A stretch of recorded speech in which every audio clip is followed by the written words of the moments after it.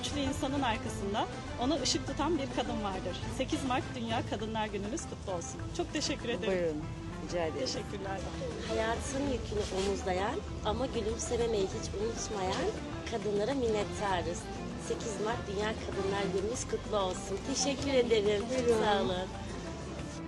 Hayatı bizlerle paylaştığınız için teşekkür ederiz. 8 Mart Dünya Kadınlar Günümüz kutlu olsun. Kutlu olsun. Çok teşekkür ederim.